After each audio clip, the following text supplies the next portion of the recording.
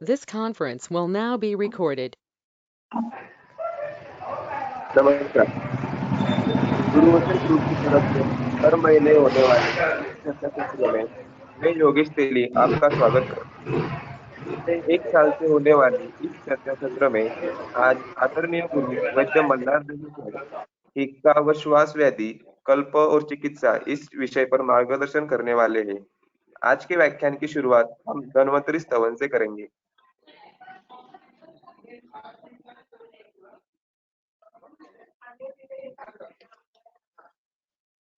विनोद जी तुम्ही दाखवताय?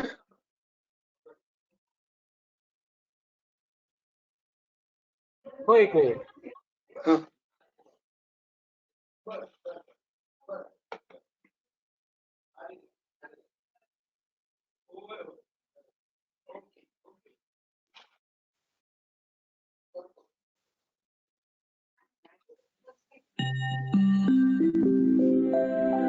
शङ्खं चक्रं जलौघा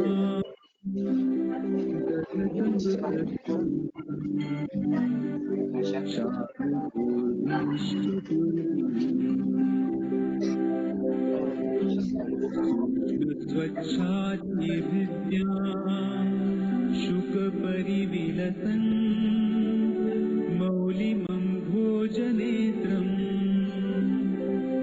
कालाम्भोदोज्ज्वलाङ्गम् कटितटविलसत् चारुपीताम्बराढ्यम्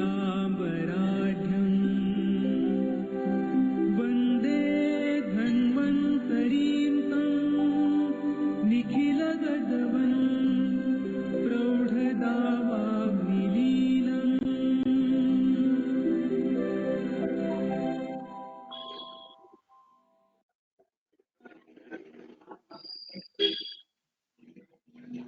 आज का व्याख्यान इस व्याख्यानमाला का 19वां व्याख्यान है। इससे पहले हमें कई विषयों पर राष्ट्रीय गुरु वैद्य मल्हार जोशी सर ने मार्गदर्शन किया है। उनमें यकृत विचार, यकृत उत्पत्ति, इनका ग्रंथोक्त संदर्भ, उपयोग में लाने वाली औषधियाँ, इनका कार्य और जानकारी प्राप्त की है। यकृत की विकृति के दातार शास्त्री जी ने बताई दृष्टि लक्षण भी देखी है। फलत्रिकादि गुग्गु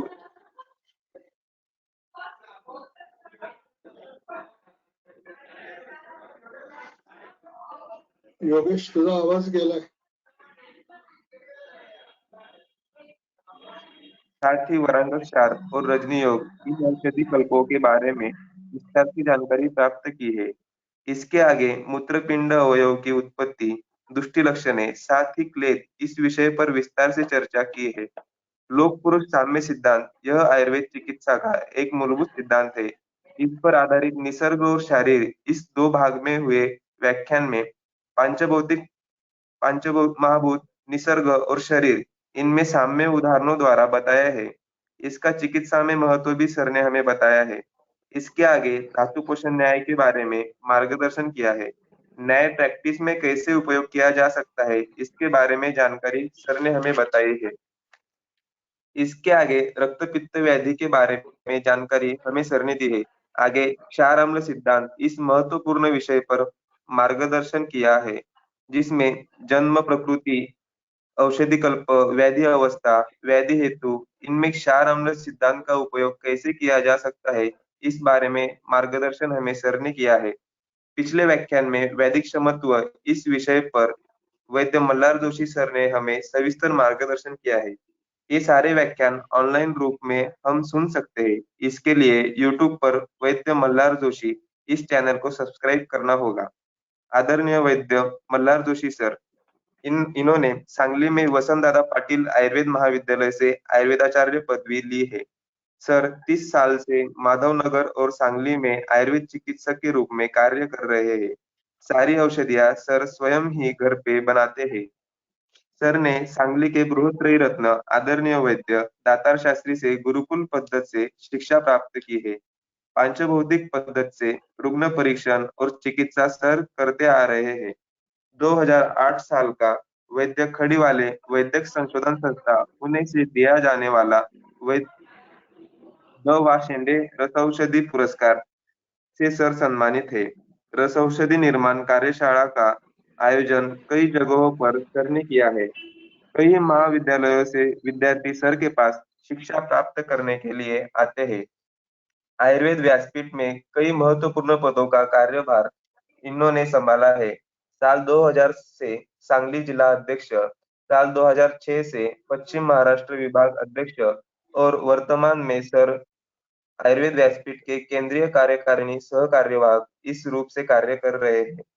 सर के सुपुत्र श्री शतानंद जोशी, इनकी मदद से सर ने भेषजम आयुर्वेद इस फार्मेसी के माध्यम से औषधि निर्माण और वितरण इस क्षेत्र में प्रवेश किया है। श्री शतानंद जोशी जी, इन्होंने आयुर्वेद बी फार्मेसी की पढ़ाई जामनगर गुजरात से पूरी की है और वे भेषजम आयुर्वेद फार्मेसी का कार्यभार संभाल रहे हैं। वैद्य मल्हार जोशी सर, इनकी कल ही राष्ट्रीय गुरु इस पद पर नियुक्ति हुई है। इसके बारे में चर्चा करने के लिए और सर का वहां तक पहुंचने का सफर, इसके बारे में बताने के लिए मैं वैद्या आरती जी को निमंत्रित करता हूँ। वैद्या आरती जी। धन्यवाद वैद्य योगेश। आप सभी को मेरा नमस्ते। भगवान धन्वंतरी का स्मरण करते हुए और हमारे गुरुवर्य तथा राष्ट्रीय गुरु वैद्य मल्हार जोशी सर को प्रणाम करते हुए हम आज का यह विशेष सत्र शुरू कर रहे हैं। यह सत्र विशेष रूप में है क्योंकि कल का दिन हम सभी के लिए बहुत ही उत्साही, आनंदित और प्रफुल्लित कर देने वाला रहा है। आप सभी को ये बताते हुए गर्व महसूस हो रहा है कि आयुष मंत्रालय भारत सरकार की ओर से वैद्य मल्हार जोशी सर को राष्ट्रीय गुरु इस पद से सम्मानित किया गया है। यह उनके 30 सालों की मेहनत और महत्वाकांक्षा का परिणाम है। उनके 30 सालों की कारकिर्द में यह सबसे बड़ी उपलब्धि है। आयुष मंत्रालय भारत सरकार की ओर से राष्ट्रीय आयुर्वेद विद्यापीठ दिल्ली में प्रस्तापित है, यह आप सभी जानते हैं। इस विद्यापीठ के अंतर्गत राष्ट्रीय गुरु की नियुक्ति की जाती है। इच्छुक वैद्य को सर्वश्रेष्ठ और क्लिनिकल आयुर्वेद का ज्ञान पूर्ण रूप से प्राप्त हो, इसलिए यहाँ यह गुरु शिष्य परंपरा बनाई गई है। राष्ट्रीय गुरु बनने के कई क्राइटेरिया विद्यापीठ द्वारा जारी किए गए हैं, जिनमें से कुछ महत्वपूर्ण विषय है। पहला, स्टेट रजिस्टर्ड आयुर्वेदाचार्य की डिग्री होनी चाहिए। उम्र 50 साल की हो। रोजाना ओपीडी में कम से कम 40 रुग्ण होने चाहिए। आयुर्वेद प्रैक्टिस का आपका 20 साल का प्रदीर्घ अनुभव अपेक्षित है। आप किसी भी अन्य संस्था, कॉलेज या अन्य जगह पर रेगुलर बेसिस पर काम न करते हो। और सबसे महत्वपूर्ण बात, आने वाले नए वैद्यगणों को आप अपना पूरा क्लिनिकल ज्ञान और प्रैक्टिकल हैंड्स ऑन ट्रेनिंग देने के लिए तैयार हो। यह कुछ महत्वपूर्ण बातें हैं राष्ट्रीय गुरु बनने के लिए। यह सब क्राइटेरिया पूर्ण होने पर एक डॉक्टर्स की टीम, वैद्यगण की टीम आती है, जिन्होंने सर के क्लिनिक, औषधि निर्माण, निर्मित कार्य, फार्मेसी, इन सब का सर्वे किया और यह सर्वे रिपोर्ट ऊपर विद्यापीठ में भेजी गई और फिर यह सब बात बन गई। इस उपलब्धि के लिए हम सभी की ओर से सर को बहुत बहुत बधाई। हम गुरुवचन ग्रुप के सभी वैद्य ने सर के साथ ओपीडी, औषधि निर्मित का प्रत्यक्ष अनुभव लिया है और वक्त मिलने पर आज भी लेते हैं। इसी से संबंधित वैद्य मीनल वाजे आपसे सर के साथ का ओपीडी अनुभव क्या रहा है अब आगे बताएंगी। धन्यवाद। वैद्य मीनल वाजे।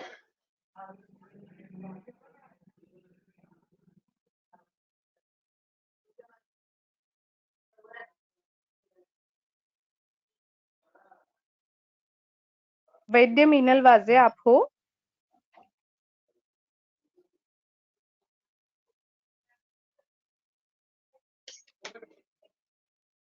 तब तक अमेय जी बोलेंगे। वैद्य अमेय कांबळे।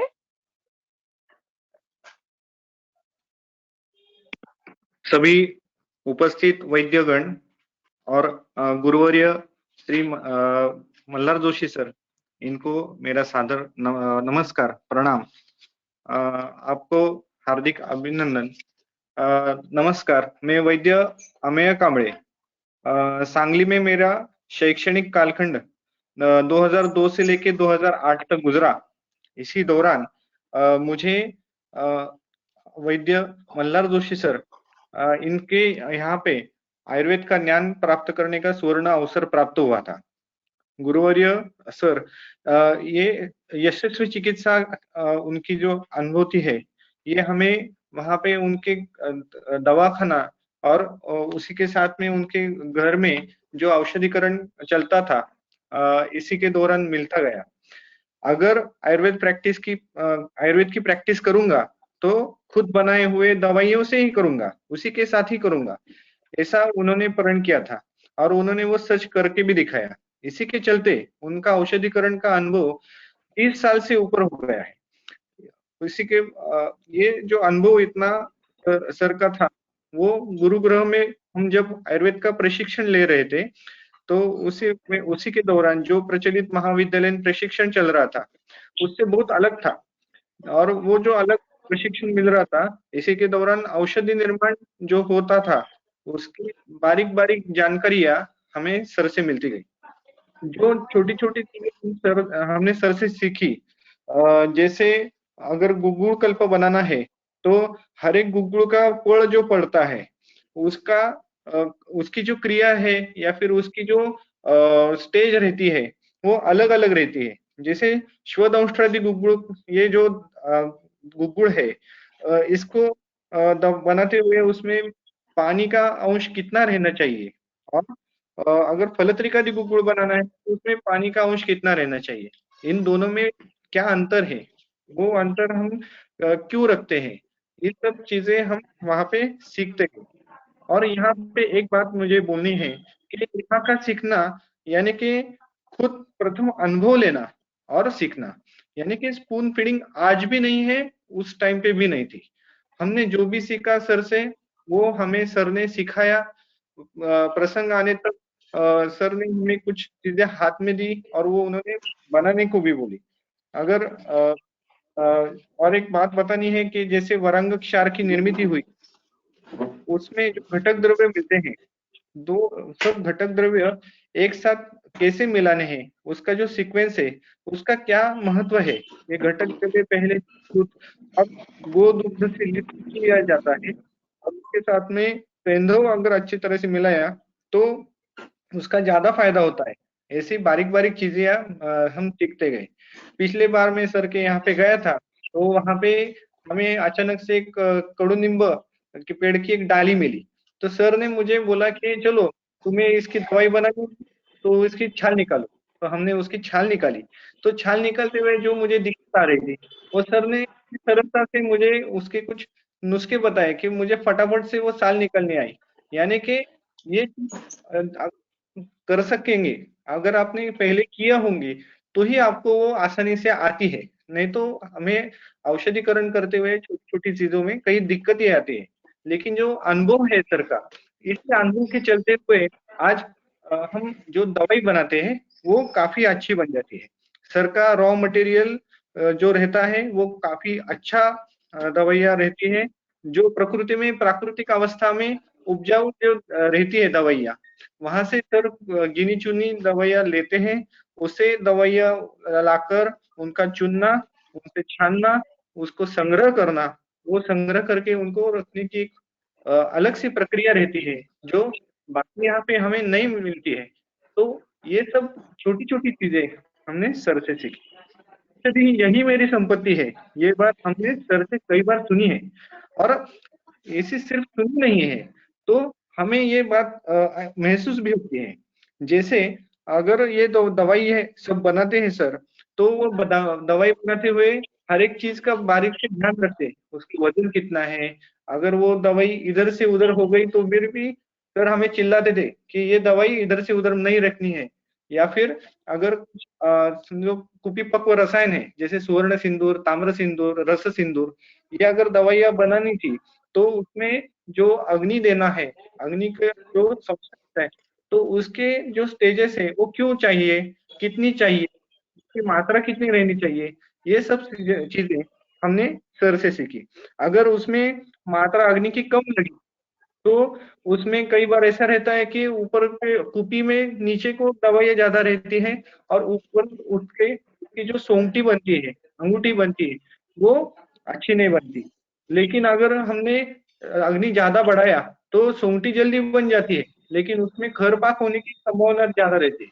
ऐसी बारीक बारीक चीजें हमने सर से सीखी, जो हमें आज भी काफी महत्व रखती है।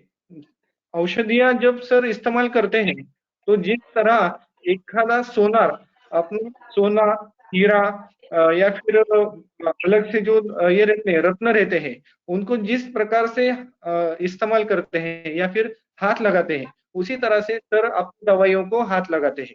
जिस प्रकार से वो उनको सब इस्तेमाल करते हैं, इसी वजह से उनकी दवाइयां आज सोने के जैसे काम करती है। वो सिर्फ सुवर्ण सिंदूर हो या फिर सुवर्ण गैरिक हो, जो भी दवाई सर हाथ में लेते हैं वो हीरा बन जाती है।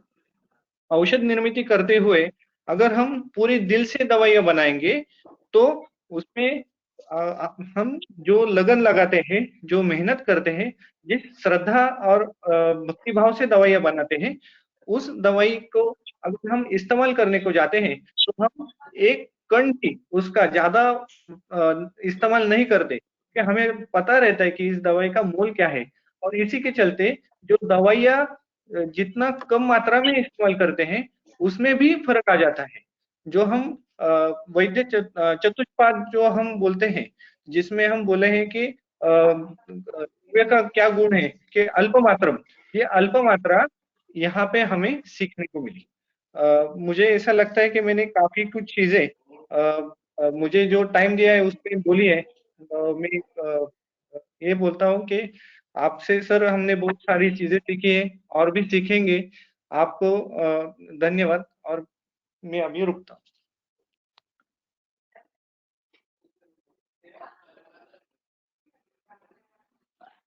निषाद पाठक. मिलिना आली आहे का? ठीक आहे, निषाद बोल. क्या मेरा आवाज आ रहा है? हाँ आ रहा. हाँ, नमस्कार। मैं वैद्य निषाद फाटक, वैद्य मल्हार जोशी सर का विद्यार्थी। जिस प्रकार मेरे सीनियर जो गुरु बंधु थे, उन्होंने बताया कि एक विद्यार्थी घटने मतलब तैयार होने के लिए, पकने के लिए जो कुछ चीजें जरूरी होती है, उसमें उसका अध्ययन जरूरी है, उसकी तपश्चर्या जरूरी है, उसके साथ साथ सबसे महत्वपूर्ण जो अंग है उसका, वो है गुरु का होना। गुरु जिसे हम फिनिशिंग टच बोलते हैं, फिनिशिंग टच देने का काम सिर्फ गुरु ही कर सकता है। अन्यथा आयुर्वेद शास्त्र में बहुत सारे ग्रंथ है, बहुत सारे लिखावट हो चुके हैं, लेकिन उनमें से क्या उठाना है, उनमें से क्या सीखना है, वो सिर्फ गुरु ही बता सकता है। जैसे कुम्हार अपने बच्चे को पहले कीचड़ में हाथ डालने के लिए प्रवृत्त नहीं करता, पहले वो उसे दिखाता है कि देखो मैं क्या कर रहा हूँ, देखो मैं क्या कर रहा हूँ। उसके बाद उसके हाथ लेकर, हाथ पर हाथ रख कर उसे घड़ा मतलब घट बनाने के लिए प्रवृत्त करता है। उसी प्रकार मैं जब सर के यहाँ सीखता हूँ, मैंने शुरू किया, तब सर ने पहले ही कहा था, वहाँ उस कोने में खड़े रह के सिर्फ देखो, मैं जो कुछ बातें करता हूँ वो सुनो। इस प्रकार ऐसा शुरू होते होते होते आप परिपक्व होते जाते हैं, आपके ज्ञान में बढ़त हो जाती है।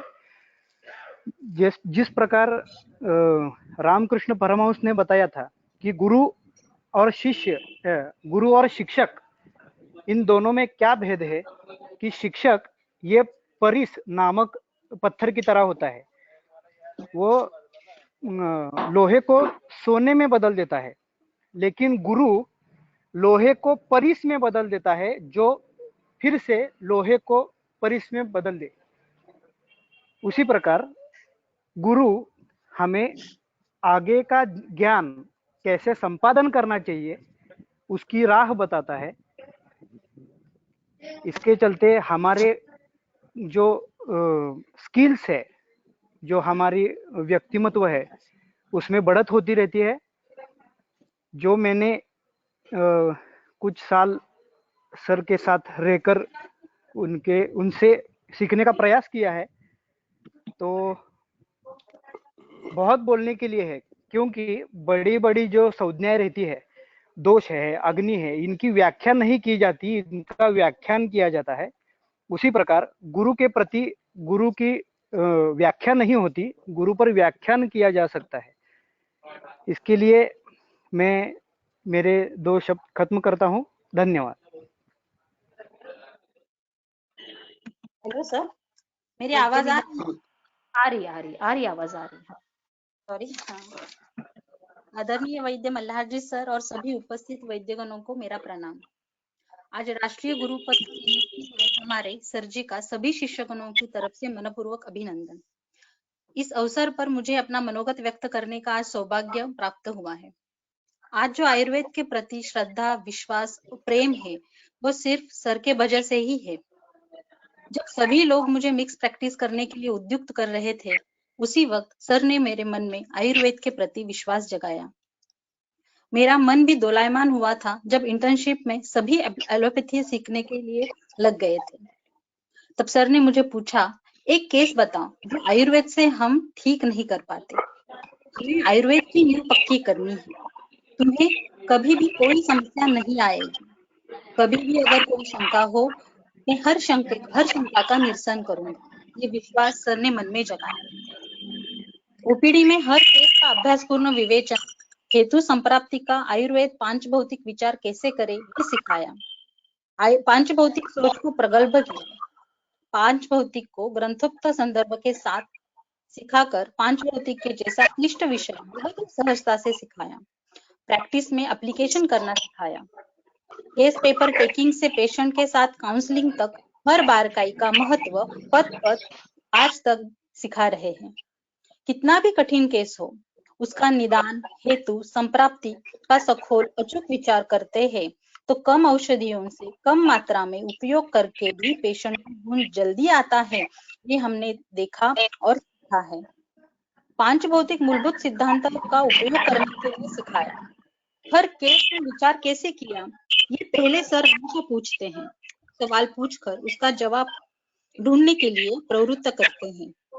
अनेक कठिन केसेस में सिंपल मेडिसिन से अद्भुत रिजल्ट सर के यहाँ आते हुए देखे और विश्वास और दृढ़ होता गया। आयुर्वेद को मूलभूत सिद्धांत आपके पक्के होने चाहिए, उनका एप्लीकेशन करना आना चाहिए। आयुर्वेद निदान संप्राप्ति को कभी नहीं भूलना चाहिए, तो चिकित्सा आसान होती है। आज भी अगर हम सर से 2 मिनट बात करते हैं तो नया विश्वास, ज्ञान और उत्साह बढ़ता है। आयुर्वेद गुरु से ही सीखना चाहिए। गुरु कृपा है तो आपकी हर मुश्किल आसान होती है। ये उनके आशीर्वाद, आशीष का प्रभाव होता है। इंटर्नशिप में ही मेरे सारे खुद के मेडिसिन तैयार थे और गुरु कृपा से प्रैक्टिस भी शुरू हो गई। आज भी जो कुछ भी हूँ वो सर के आशीर्वाद से ही हूँ। गुरु वचन के माध्यम से हमें आज सीखने को मिल रहा है, उसका ज्यादा से ज्यादा लाभ हमें लेना चाहिए। जैसे माँ बच्चे को उंगली पकड़कर चलना सिखाती है, उसी तरह सर ने उंगली पकड़कर आयुर्वेद की राह पर हमें चलना सिखाया। मैं खुद को बहुत भाग्यशाली मानती हूँ कि सर जैसे गुरु मुझे मिले। गर्व महसूस होता है हमें उनका कार्य बहुत विशाल है। राष्ट्रीय गुरु पद मिलना इसका सार्थक है। आज जो मुझे थोड़ा अनुभव व्यक्त करने के लिए अवसर मिला, उसके लिए धन्यवाद। और आगे का सूत्र संचालन वैद्य योगेश तेली के लिए देती हूँ। Thank you. आज इस व्याख्यान के 19वें सत्र में सर हमें श्वास और हिक्का व्याधि, इनकी औषधि और चिकित्सा, इस विषय पर मार्गदर्शन करने वाले हैं। मैं सर से निवेदन करता हूँ कि वे मार्गदर्शन करें। नमस्कार, मेरी आवाज आ रही है सभी को? योगेश, आवाज आ रही है? जी सर। ये तो सर। हाँ ठीक है। हो सर। मैंने पहले 2-4 स्लाइड्स मैंने आगे समय के चलते मैंने वो सब पीछे छोड़ दिए। मेरे हिसाब से आज का 17वां लेक्चर था, लेकिन अभी सूत्र संचालक जी ने बताया है 19वां है, माफ कर दीजिए। जैसे कि हमने हर एक लेक्चर की आखिरी स्लाइड्स में हम विचार करते हैं कि आगे की चर्चा सत्र में क्या होगा, वो जो लास्ट स्लाइड होती है वही इस लेक्चर की पहली स्लाइड होती है। उसी के चलते आज हम श्वास हिदमा या श्वास हिक्का इस व्याधि पर चर्चा करने वाले हैं। अभी जो मेरा 2-3 विद्यार्थियों ने जो भी मेरे बारे में कुछ भी कहा है, वो सब मुझे कैलाशवासी आवाज दातार शास्त्री जी से ही मिला है। उनके पथ पर उन्होंने दर्शाए ये पथ पर निरंतर चलने से ही ये सम्मान मुझे कल मिला है, ऐसा मेरा मानना है। मैं कुछ अलग करता नहीं था, लेकिन जो भी किया वो गुरु के मार्गदर्शन से ही आज तक करता आया हूँ। उसी के चलते अभी राष्ट्रीय गुरु करके मुझे सम्मानित किया गया है कल। अब और 1-2 स्टूडेंट ज्यादा मिल जाएंगे कि जो मेरे साथ मेरे दवाखाने में क्लिनिक में आकर मैं जो ये चिकित्सा की चर्चा आपके सामने करता हूँ, वो उन दोनों को पूरे साल भर प्रत्यक्ष देखने को मिल जाएंगे। आज हम श्वास हिक्का इस व्याधि पर पहले चर्चा करेंगे, उसका एक रुग्ण पत्रक देखेंगे, उसमें प्रयुक्त होने वाली दवाइयों, जो मैं दवाइयां यूज करता हूँ उनके बारे में चर्चा करेंगे, और उसके बाद अंतिमतः एक कल्प निर्माण विधि, इसका भी थोड़ा सा विचार हम इस लेक्चर में करने वाले हैं। पंचभौतिक सिद्धांत जैसे कि अभी सब बताया गया है, लेकिन हमने जो चर्चा का प्रारंभ किया है वो पंचभौतिक सिद्धांत है, कुछ व्याधि है, और पिछला जो अंतिम लेक्चर था वो व्याधि क्षमत्व के ऊपर आयुर्वेद व्यासपीठ द्वारा जो हमने बहुत बड़ा अभियान चलाया था, उसी के चलते हमारा पिछला लेक्चर व्याधि क्षमत्व के ऊपर रहा। निसर्ग शरीर एक उष्णता, अध्वशोष, प्रारंभ आदि सभी विषय के बारे में हमने विचार कर लिया है। आज का विषय है श्वास हिक्का। वाग्भटाचार्य इसको कास वृद्ध्या भवेत् श्वासः ऐसा नामाभिधान पहले ही देते हैं, ठीक है। ग्रंथों में जो दिया गया है वो 2-4 स्लाइड्स में हम सिर्फ देखेंगे, और जो प्रैक्टिकल अप्रोच है इसके बारे में वो उसके बाद शुरू कर देंगे। उसका निदान जो ग्रंथों ने बताया है उसमें ये छोटे छोटे मुद्दे आ जाते हैं। नूतन व्याधि की उपेक्षा, काश जब नूतन होता है, नवीन होता है, उसकी उपेक्षा करने से अमातिसार जैसे कुछ व्याधियों का उपहास करने या उनके ऊपर दुर्लक्ष्य करने से ये सब ग्रंथोक्त नहीं है, वो मैं आपके सामने रख रहा हूँ। आयुर्वेद में एलर्जी का उल्लेख कहीं पे नहीं है, ऐसे बहुत सारे लोग चर्चा करते हैं, लेकिन श्वास के जो निदानार्थक मुद्दे बताए हैं उनमें रजक कण, धूम, इनका उल्लेख आता ही है। वात विकृति है, मर्माघात जन्य श्वास, शीत जल अति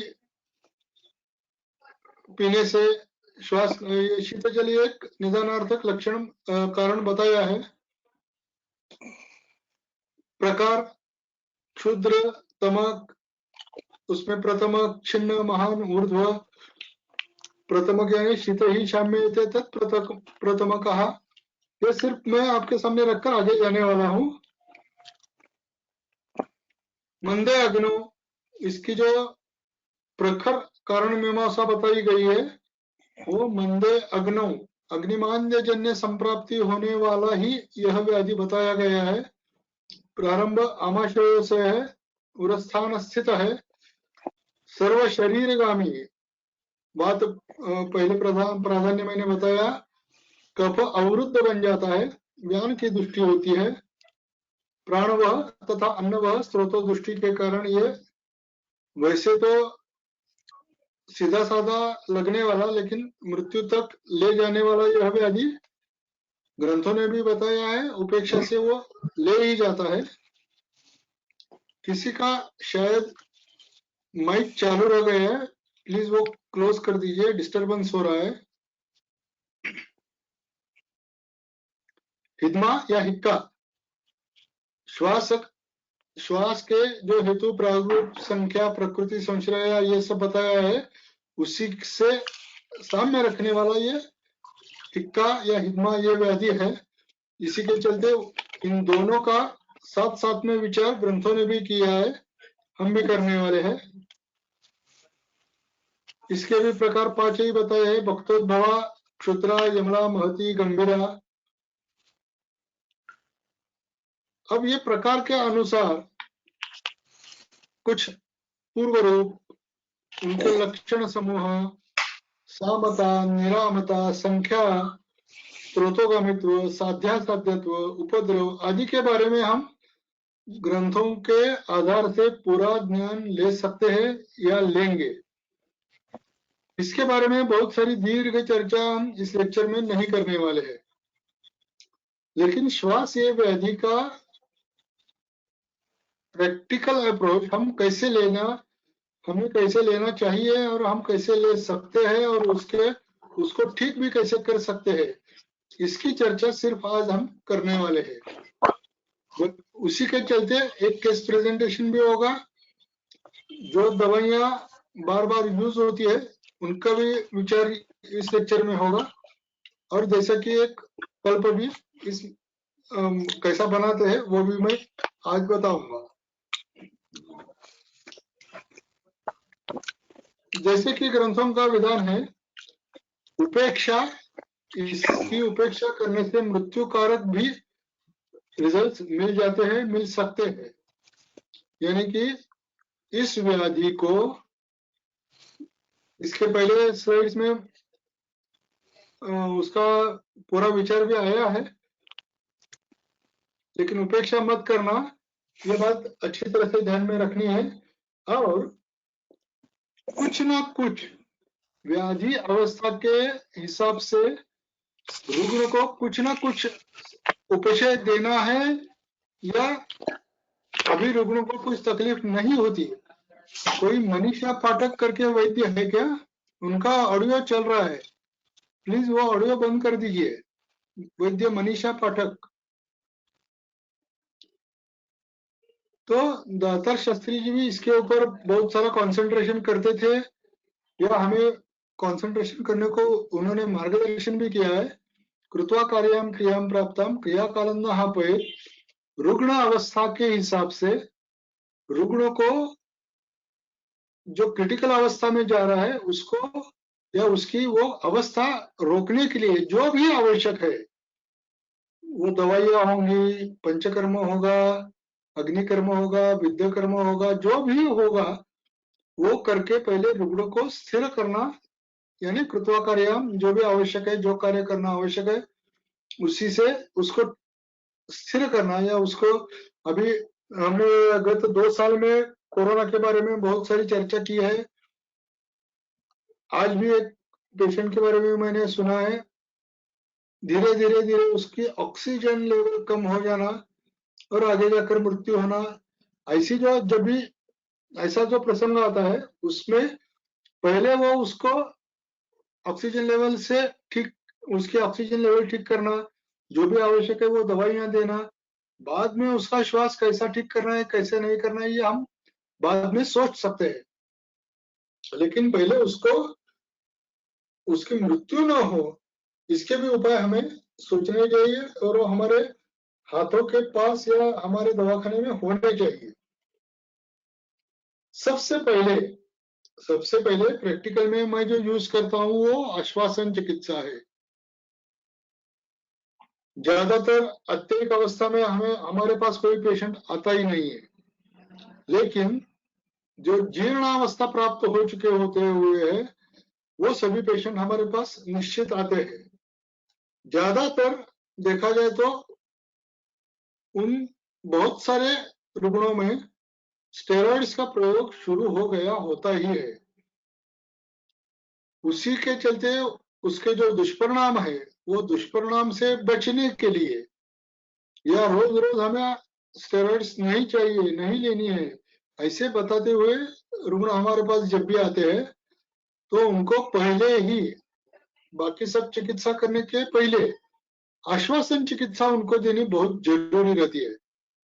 ये मैं सिर्फ प्रैक्टिकली बोल रहा हूँ, ग्रंथों में जो भी दिया है वो हम सब अलग अलग पढ़ लेंगे, लेकिन हमारे सामने जो भी पेशेंट आता है उसको पहले आश्वासित करना चाहिए।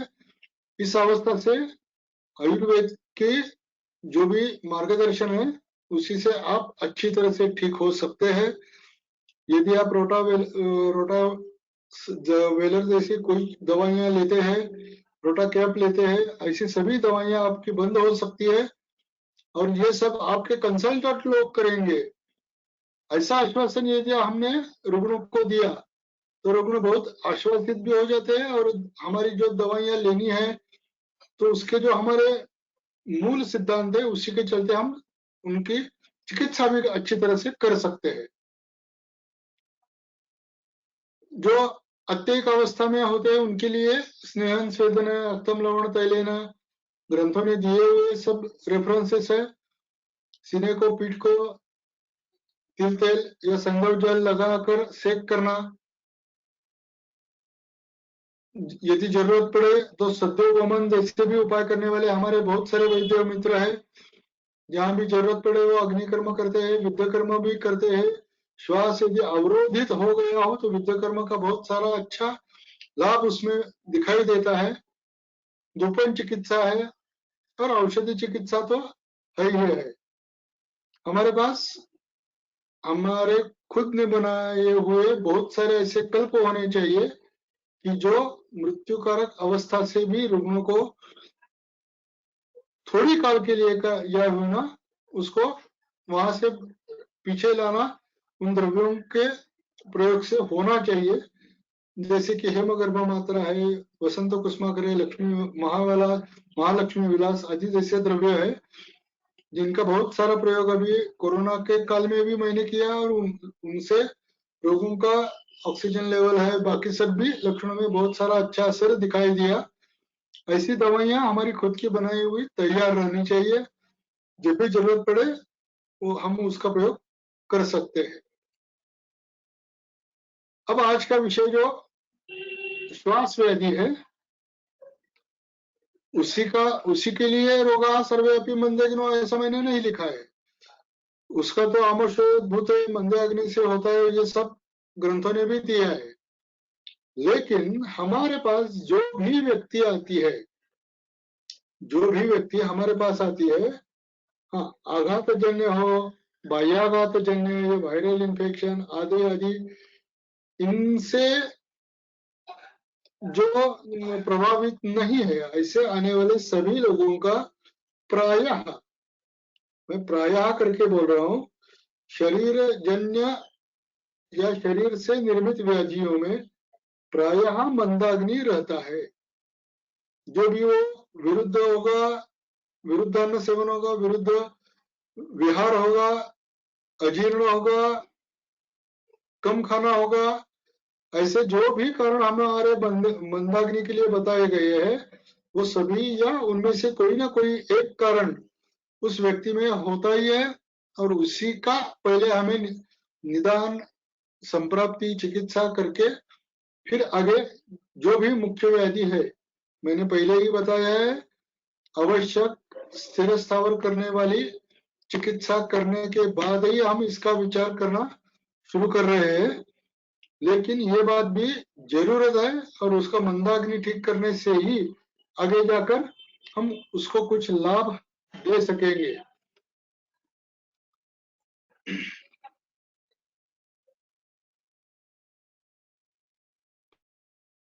मंदे अग्नो, ये जो हमारा निदानार्थक परीक्षण रहता है, यानी कोई इसका नाड़ी परीक्षण करके करेगा, कोई प्रश्न परीक्षा करके करेगा, कोई उदर परीक्षण करके करेगा, लेकिन जैसे ही हमें समझ में आ जाता है कि इसका अग्निमान्य है, तो हमारा काम आसान हो जाएगा। सबसे पहले हम उस अग्नि की चिकित्सा करने के लिए विचार कर सकते हैं या विचार करेंगे, और आगे व्याधि प्रतिनिक चिकित्सा के बारे में जल्दी से ही सोच सकेंगे। रुग्ण को जल्दी उपशय देना यह हमारा सहज और आसान काम हो जाएगा। अब जैसे कि पंचभौतिक चिकित्सा में उदर परीक्षण, तो यकृत, प्लीहा, मूत्रपिंड, स्त्री रुग्ण में गर्भाशय, इनका परीक्षण पीडनासत्व है या नहीं है, यह सब बातें पहले ही देखी जाती है। उसी के स्थान पर नाद परीक्षा भी हम करते हैं। इसी के चलते शरीर का साधारण प्रारूप हमारे सामने आ जाता है। तो ये साधारण प्रारूप हमारे सामने आ गया, तो हमें किस दिशा से चिकित्सा प्रारंभ करनी है, यह हमारे अभिमय यकृत यानी क्या है, उसका परीक्षण कैसा है, ये सब बातें मैं अभी यहाँ नहीं बताने वाला हूँ। इसका एक एक पूरा लेक्चर यूट्यूब पर उपलब्ध है, आप वहां से इसका परीक्षण कैसा करना है, क्या क्या होता है, सभी बातें उसमें बताई गई है। सिर्फ इसका उल्लेख करके हम आगे जाने वाले हैं। यदि आपके पास पंचभौतिक चिकित्सा में प्रयुक्त होने वाली औषधियां नहीं है, तो भी ये उदर परीक्षण आपने किया और आपको ये सब बातें ध्यान में आ गई, तो उस फलत्रिकादि गुग्गुल के प्रयोग करना है, ये आपको समझ में आ गया है। लेकिन आपके पास वो नहीं है, तो आप उसी के चलते उस दूसरा कोई द्रव्य भी जो भी आपके हर रोज के प्रैक्टिस में प्रयुक्त होता है, वो आप मलावरोध करके लक्षण जैसे है यकृत का पीडनासत्व है, उसी के चलते आरोग्यवर्धिनी ऐसी आप दवा यूज कर सकते हैं। प्लीहा के बारे में, मूत्रपिंड के बारे में, ये सब आप प्रयोग में ला सकते हैं। दवाइयां कौन सी भी चलेगी, लेकिन ये विचार अच्छी तरह से होना चाहिए। उसी के चलते मैंने एक दो दवाइयां हर एक के बारे में आपके सामने रखने की चेष्टा की है। पीडनासत्व है, उसके लिए फलत्रिकादि गुग्गुल है, फलत्रिकादि क्वाथ भी आप यूज कर सकते हैं। ये सब पंचभौतिक है, यानी ग्रंथों से कुछ अलग है ऐसी बात नहीं है। ये सभी का ग्रंथों से ही एक अलग विचार के सामने करेक्शन हो गया है, और उसी को पंचभौतिक नाम दिया गया है। वही सब दवाइयां रहती है। मेरे प्रैक्टिस में अभिपत्तिकर चूर्ण है, तालिसादी चूर्ण है, जब भी जरूरत हो तो आरोग्यवर्धिनी, ताम्र भस्म का प्रयोग मैं बहुत सारा करता हूँ। उसके साथ यकृत के लिए भूधात्री चूर्ण है, कुमारी आसव, आवश्यक हो तो पंचकर्म विरेचन आदि ऐसे हम चिकित्सा यकृत के बारे में कर सकते हैं। अभी भी जो बात मैं बोल रहा हूँ वो भी रुग्ण को स्थिर स्थावर करने के लिए, यानी रुग्ण की पूरी शरीर की जो भी विकृति है, अग्निमांद्यजन्य से शुरू होकर ये पीड़ना सहित्व तक, या उसके नाद परीक्षा से हमारे ध्यान में आ गई है, उसका ठीक करना, यही बात सिर्फ मैं आपके अभी सामने रख रहा हूँ। ये बातें सभी व्याधियों के लिए हम पहले से ही करते हैं, तभी आगे जाकर व्याधि प्रतिनिक दवाइयां दिया तो जल्दी से पेशेंट ठीक होना शुरू हो जाता है। लेकिन हर एक पेशेंट के बारे में यदि हम ऐसा सूक्ष्म विचार करते रहे, तो रुग्ण को भी अच्छा लगना जल्दी शुरू हो जाता है, और मूले कुठारा, जहाँ व्याधि का मूल है वहां चिकित्सा होने से व्याधि मोक्ष भी जल्दी मिल जाता है। ऐसी बात आपके धीरे धीरे ध्यान में आने लगेगी।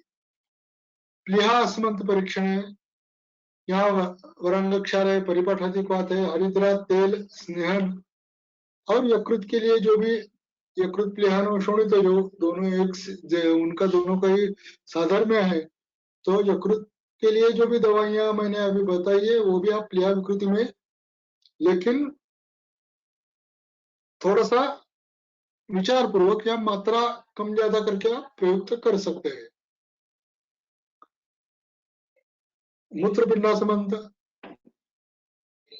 वहां प्राय शीतिवार जो हरलू करके हम प्रयोग में लाते हैं, मोक्षवादी गुगुल है, मूत्र विशोधनारिष्ट है, अभिपत्तिकर चूर्ण तालिसादी। अभिपत्तिकर का तो मैंने पिछले लेक्चर में बताया भी है। अभिपत्तिकर चूर्ण मल मूत्र विबंध कर, तो विबंध नुत यानी दोनों का विबंध नष्ट करने वाला यह उत्तम चूर्ण है।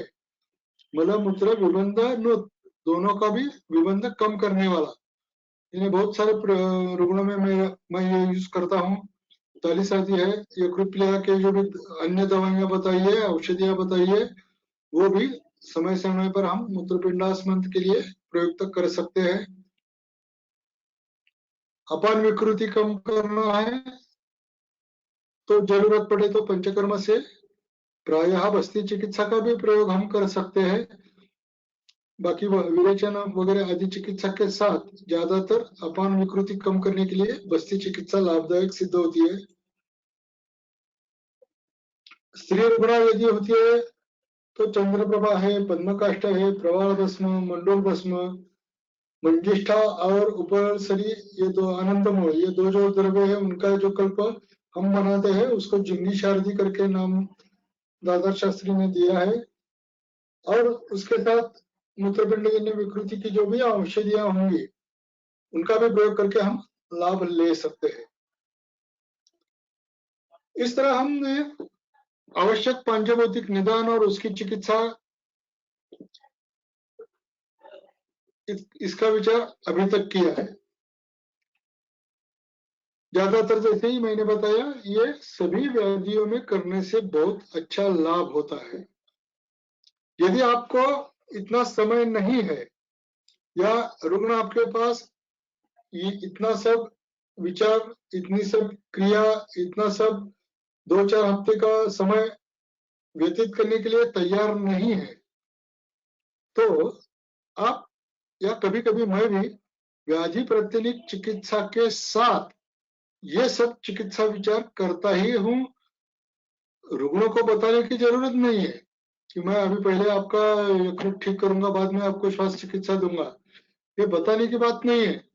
लेकिन पहले हमने जो भी व्याधि प्रतिनिक दवाइयां हम अभी इसके बाद तय करेंगे, उन व्याधियों उन दवाइयों के साथ यकृत प्लीहा मूत्रपिंड का गर्भाशय का पूरा विचार भी हम पहले से ही कर सकते हैं और उसके लिए भी दवाइयों का प्रयोग हम कर सकते हैं।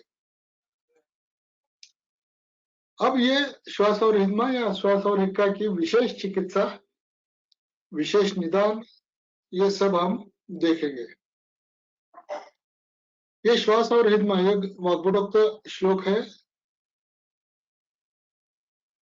दोनों की निदान हेतु चिकित्सा सब एक जैसी होती है, दोनों ही तुल्य में है। इसके लिए दोनों का एक साथ विचार हम कर रहे हैं। बहुत सारे ग्रंथों में कल्प है, बहुत सारे औषधियां दिए हैं। वृद्ध वैद्यागार से भी हमें इसमें बहुत सारे मार्गदर्शन मिलता है। जैसे कि हम व्यवहार में सोचते हैं 60-70 किलोमीटर अंतर हम यदि एक दिशा से जाते रहे तो वहाँ की संस्कृति अलग होती है, वहाँ का नेचर अलग होता है। वैसे ही पूरे भारत देश में उसी इलाके से ये श्वास व्याधि का निदान और चिकित्सा बहुत सारी अलग अलग होती हुई हमें दिखाई देती है। कुछ बहुत सीधे साधे दवाइयों से भी कठिनतम श्वास ठीक होने वाले रुग्ण भी हमने देखे हैं, वो ठीक करने वाले वैद्य भी हमने देखे हैं। ये सब धीरे धीरे जैसे भी हमें जरूरत पड़े उसका भी अभ्यास, उसका भी संकलन, उसका भी उन दवाइयों का भी संकलन हो सके तो हमें करना चाहिए। मेरे प्रयोग में जो भी दवाइयां मैं यूज करता हूँ, खुद बनाता हूँ, उसके बारे में हम सोचेंगे। ये सीतोपलादी चूर्ण है, ज्येष्ठमत चूर्ण है, त्रिभुवन कीर्ति, लक्ष्मी नारायण, कासहर चूर्ण के बारे में मैंने एक लेक्चर में पूरा बहुत सारा विस्तृत जानकारी भी आपके दी है। योगराज गुग्गुल, उसका पाठ आपने यदि देख लिया तो श्वास के ऊपर वो बहुत सारा अच्छा असरदार काम कर सकता है, ये ग्रंथों ने ही दिया है। पुष्करमय चूर्ण इसका प्रयोग मुझे अच्छी तरह से पता है, यह अभी ओरिजिनल मार्केट में नहीं मिलता। वैसे बहुत सारी दवाइयां ऐसी है कि जो मार्केट में जो भी मिलती है उसी का प्रयोग हमें करना चाहिए, कर रहे हैं और उससे लाभ भी हो रहा है।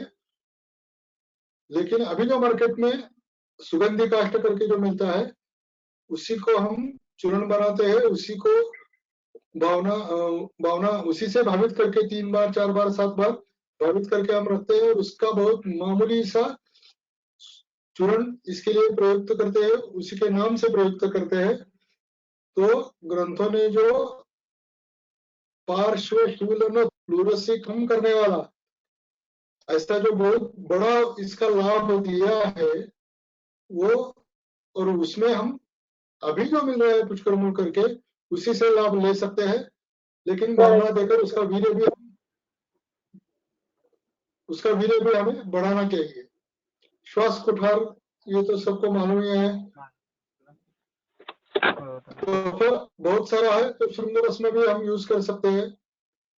टंकणमारी अभ्रक भस्म, इसके बारे में भी मैंने 2 लेक्चर में बहुत सारी चर्चा की है। जरूरत पड़ने पर सहस्त्रपुटी अभ्रक भस्म है, या जो भी हम अभ्रक भस्म प्रयुक्त करते हैं, वसंत कुसुमाकर है, मयूर पिच्छामशी, तो हिक्का के लिए बहुत सारी प्रचलित दवाइयां हैं। यदि कोकण प्रांत में आप गए तो जहाँ ये मयूर या मोर का वास्तव्य रहता है वहीं के लोगों ने जो भी उनको मिलते हैं उनकी रक्षा या मशी बनाकर वो घर में रखते ही है। किसी को भी खांसी, श्वास, हिक्का, कौन से भी तकलीफ हो तो इसका प्रयोग बहुत सारा कोकण प्रांत में होता ही है और वो अच्छी तरह से करते हुए लाभ भी ले लेते हैं।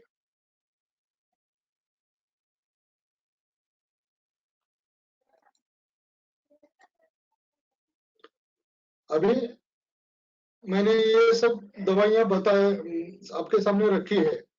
वैसे देखा जाए तो शीतोपराधी चूर्ण के बारे में पूरी विस्तृत जानकारी मैंने दी है, लेकिन अभी 1-2 स्लाइड्स इसके भी दिखाऊंगा, त्रिभुवन कीर्ति के दिखाऊंगा। और एक अलग विचार मैं आपके सामने रखने वाला हूँ, वो सिर्फ विचार आपके सामने रखने के बजाय उसकी जो रुग्ण है उसका रुग्ण पत्रक ही मैं आपके सामने रखता हूँ। थोड़ा सा पहले एक विचार या जो भी रुग्ण है उसका विचार हम करेंगे। बाल दमा, ये एक शब्द धीरे धीरे बहुत सारे डॉक्टर लोगों ने समाज में प्रचलित करना अभी शुरू किया है, या बहुत सारे सालों से चल रहा है। बालकों में होने वाला श्वास, अभी श्वास व्याधि, लेकिन एक उसका पहलू मैंने सिर्फ आज के लिए लिया है, वो बालकों में या बच्चों में होने वाला, उसी को बाल दमा करके एक संकल्पना सभी समाज में हम अभी देख रहे हैं चलती है। बच्चा है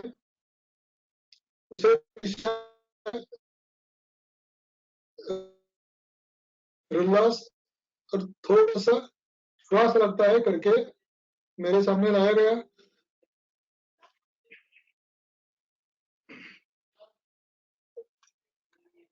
श्वास के बारे में जो उन्होंने मुझे इतिहास या पूर्ववृत्त बताया, तो 2.5 साल का बच्चा है, लेकिन उसको भी स्टेरॉइड रहने वाले दवाइयां, रोटावेलर, ये सब दिया गया था और उसी से ही उसको अभी लाभ हो रहा था।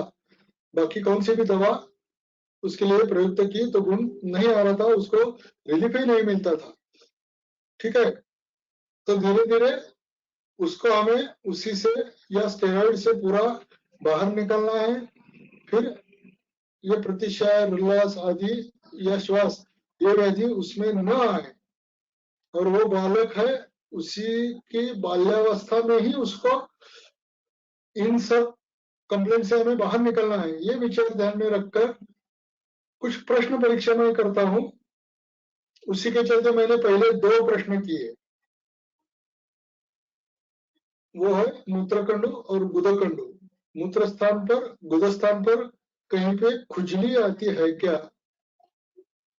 जो मेरे पास ये सब मैं सीख कर गए उनको डायरेक्टली मालूम पड़ जाएगा ये प्रश्न मैं क्यों पूछता हूँ। बाल वय है, हमें मालूम है वो कफकाल रहता है, पूरे हमारा जो जीवन क्रम है उसी के चलते। और मूत्रकंडु और गुदकंडु ये जो लक्षण, दो विशिष्ट लक्षण मैंने प्रश्न परीक्षा से पूछे हैं, इन्हीं के चलते कृमि का शरीर में होना या कृमि उत्पन्न हो सके ऐसी पार्श्वभूमि शरीर में तैयार होना, इसका ज्ञान हमें हो जाता है। ये दोनों निदानार्थक लक्षण है, इनका विचार हमें बाल्यावस्था में तो जरूर करना पड़ेगा। कभी कभी कृमि के बाकी सारे लक्षण भी हमें दिखाई दिए तो मैंने प्रौढ़ावस्था में भी रुग्णों को पूछा है और वो भी हाँ ही करके बोलते हैं, वो भी हाँ ही करके बोलते हैं। और सिर्फ कृमि की चिकित्सा प्रौढ़ावस्था में करने से उनके बाकी सभी व्याधि उस अवस्था के कम होते हैं, ऐसा ही दिखाई देता है।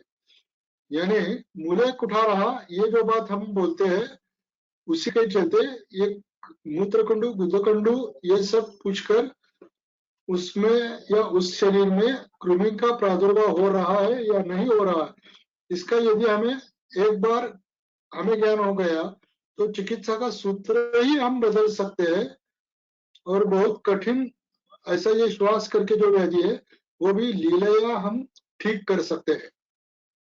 उसके आगे कुछ प्रत्यक्ष परीक्षण हम जो करते हैं उसमें हृदय संबंध यानी पूरे सीने में उसके अर्ध ध्वनि भी आ रहे थे। शरीर को जब हमने स्पर्श किया तो ज्वरवत उष्णता दिखाई दी गई, लेकिन थर्मामीटर में टेम्परेचर नहीं आता था, लेकिन उसका बदन तो ज्वरवत तप रहा था। मल प्रवृत्ति के बारे में पूछा तो दिन में कभी भी समय पर निश्चित नहीं, कभी तो एक एक दिन भी होती ही नहीं थी। ऐसा ही उत्तर मिला। यानी कि ये जो ऊपर उष्णता करके जो हम पूछा है मैंने, उसका शरीर के ऊपर गहरा असर दिखाई देता है। क्षुधा समय पर नहीं लगती, ज्यादातर आग्रह कर ही उसको खाना देना पड़ता है। धीरे धीरे इसको ये आदत ही पर बैठ चुकी है। घर में दादा दादी और बाकी लोग भी होते हैं, हमारे साथ बैठकर खाना नहीं ठीक नहीं खाता तो उसको बिस्किट दे, चॉकलेट दे आदि जो भी वो खाता है वो देने की आदत, और उसी के चलते जो प्राकृत खाना है वो खाने की उसकी इच्छा ही मर जाती है। फिर प्रकृति स्वास्थ्य होने के लिए एडवर्टाइज देखते हुए ये कॉम्प्लान, बोर्नविटा आदि बहुत सारे उसके ऊपर, यानी एक गिलास दूध और एक कॉम्प्लान बोर्नविटा पीकर एडवर्टाइज भी दिखाई देते हैं। और होता भी ऐसा ही है, उसको भूख लगती ही नहीं है। कई कई बच्चों को तो सिर्फ दोपहर तक नहीं, शाम तक भूख नहीं लगती, इतना ये अपौष्टिक है, अपाच्य है, इसका पाचन जल्दी शरीर में नहीं होता है, क्षुधा हानि करने वाला होता है। फिर भी एडवर्टाइज के हिसाब से चलते हम ये बच्चों को देते रहते हैं। दुग्धपान बहुत सारे घर में ऐसा माना जाता है दुग्ध अभी पूर्णान्न है, सिर्फ दूध नहीं ले रहा तो उसमें कुछ, मैंने जैसे अभी कॉम्प्लान बोर्नविटा बताया वैसे कुछ ना कुछ मिला कर देना, क्योंकि वो सिर्फ दूध नहीं लेता। ऐसे ये जो शरीर में हजम नहीं होने वाले कफकारक, कृमि कारक, ऐसे ये जो मार्केट में मिलने वाले अभी जो भी बाय प्रोडक्ट्स है उनका प्रयोग भी ज्यादातर किया जाता है, उसी के चलते अग्निमांद्य भी हो जाता है। और मेद धातु में जब तक जो जैसे जैसे विकृति जहाँ पहुंचती है तो मेद धातु का पाचन कम होने से कृमि उत्पत्ति होती है। ये कृमि के बाकी सब विचार हम बाद में करने वाले हैं। लेकिन कृमि उत्पत्ति के लिए मेद धातु का विकृत होना बहुत आवश्यक है और उसी में ही विकृति उत्पन्न होने से कृमि उत्पत्ति होती है। अतः बाल है, कफ प्राबल्य है, जो भी हमने लक्षण पूछे उसी से कृमि की ओर हमारा निदान जा रहा है।